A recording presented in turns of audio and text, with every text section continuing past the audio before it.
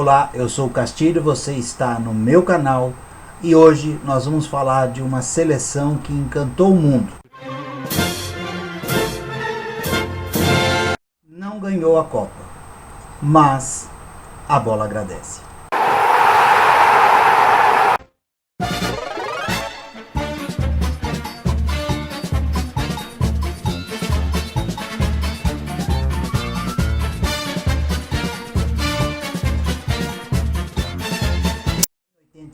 Na Copa da Espanha, o Brasil encantou o mundo.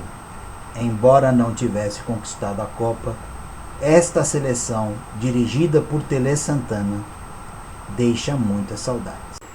Isso porque a seleção montada por Tele Santana na Copa da Espanha em 1982, há 39 anos, ela deixou muita saudade porque ela jogava o melhor futebol do planeta indiscutivelmente.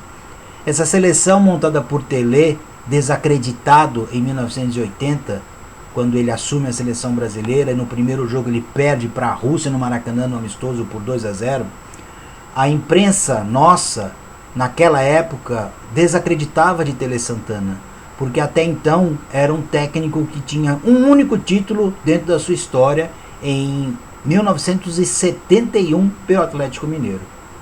E Tele Santana sempre fez grandes times. E um dos times que o levaram à seleção brasileira foi um Palmeiras de 1979, um time onde você olhava os jogadores que compunham aquela equipe, eram jogadores medianos, nada além disso. Mas o Palmeiras de 79 despertou muita curiosidade, porque conseguia jogar um futebol muito bonito. Em 1980, então, Tele Santana assume a seleção brasileira e começa a fazer um trabalho simplesmente magnífico. Aos amantes do futebol, o que hoje a gente reverencia muito, Guardiola, o que ele fez no Barcelona, o que ele faz no Manchester City, que também fez no Bayern, Tele Santana fez há 39 anos com uma seleção brasileira totalmente nacional. Nós tivemos apenas um jogador convocado para a Copa de 82 que jogava fora do país. A Castilho, mas os tempos são outros. São outros. O único jogador que ele convocou que não atuava no Brasil era Falcão, conhecido então como o Rei de Roma, pela qualidade de futebol que ele jogava. Tele Santana fez uma seleção praticamente inquestionável. Mas o fato é que após a seleção ter saído prematuramente da Copa de 82, tiveram esses questionamentos. Mas a verdade é que se o Brasil tivesse caminhado, esses questionamentos jamais a história iria contar. E nós vamos relembrar dessa seleção de 82 e fazer algumas ponderações. E era uma época em que todos os times do mundo jogavam no famoso 4-3-3. E ele encantou o mundo porque ele fez isto aqui, ó. Uma seleção brasileira inesquecível para quem gosta de futebol. Nós tínhamos Leandro e Júnior nas laterais, Oscar e Luizinho na zaga.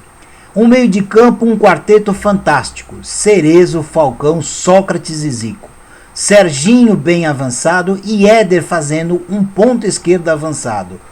Na verdade, a gente nunca teve um ponta direita nesta seleção, mas tinha as infiltrações de Zico, Sócrates, Falcão e Cerezo. Inesquecível.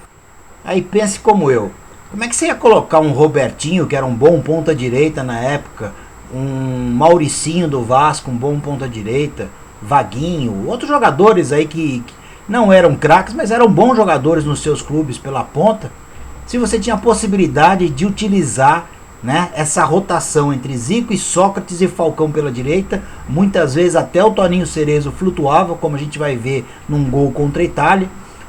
Como abrir mão disso? Sem falar que nós também tínhamos outros meias que o Tele também utilizava. Dirceu, Paulo Isidoro. Realmente, Tele Santana fez uma seleção brilhante, brilhante.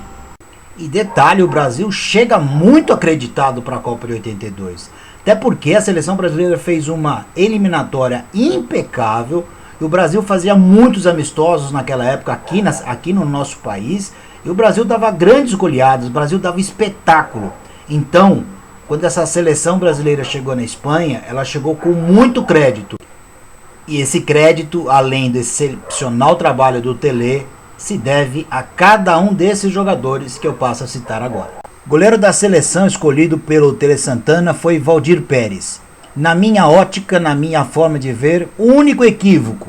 Era um grande goleiro, era um goleiro de seleção brasileira, mas no meu entendimento, o Emerson Leão estava no momento melhor.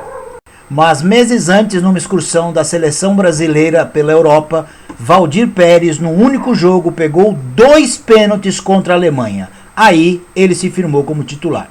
Com todo respeito à carreira de Djalma Santos e de Carlos Alberto Torres, para mim, o maior lateral da história da seleção brasileira, pode não ter ganhado os títulos, mas pela qualidade de futebol, Leandro.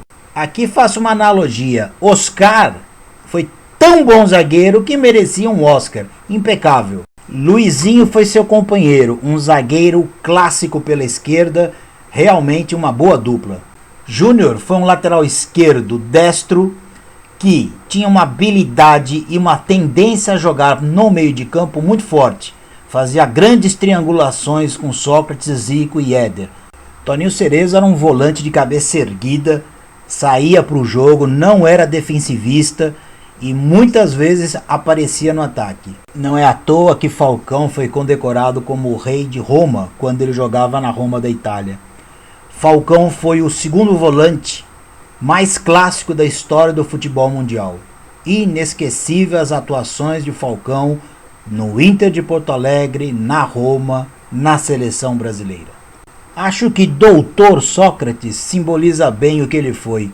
Um grande estudioso de futebol, um gênio, uma capacidade de domínio de bola, cabeça erguida, bom no cabeceio, bom no passe. Sócrates foi um gigante.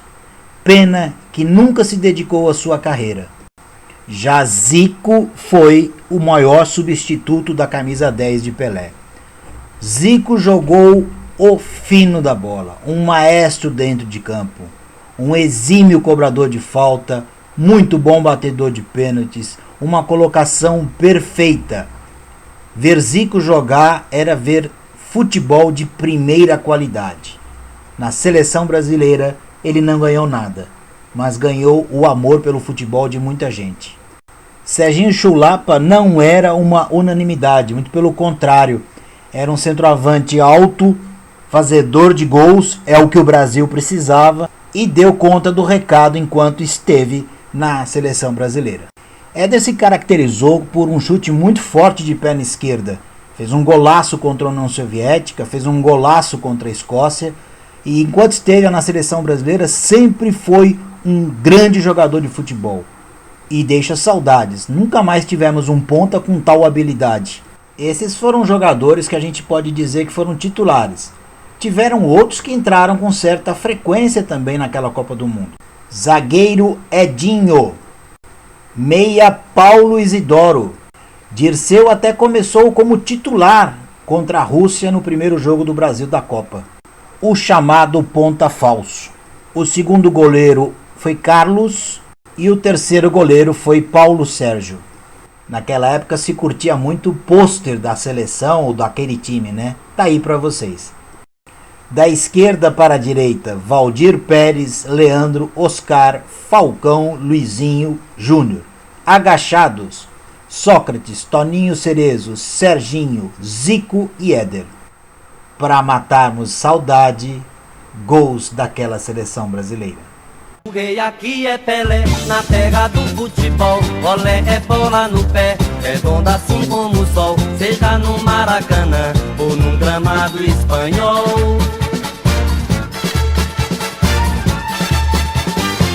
Escola aqui é de samba, que bola é arte do povo. Sua alegria Deus manda, nasce um Garrincha de novo. Quem sabe tem mais de um, quebrando a casca do ovo.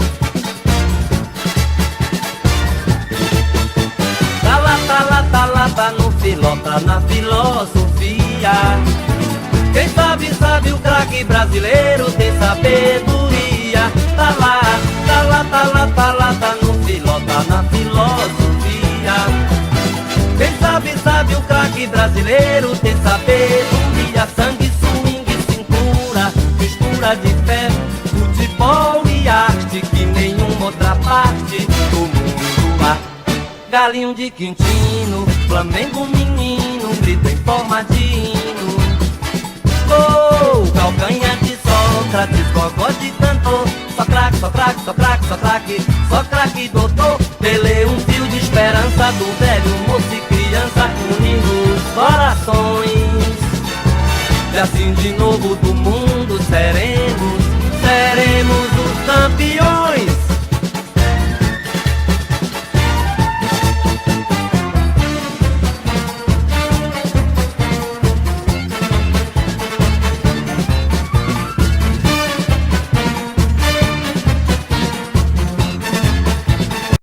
Viram que pintura, cada golaço, cada jogada triangulada, bola de pé em pé. A bola agradece. Castilho, mas por que perdeu? Fica para uma próxima oportunidade. Obrigado, sigamos em frente.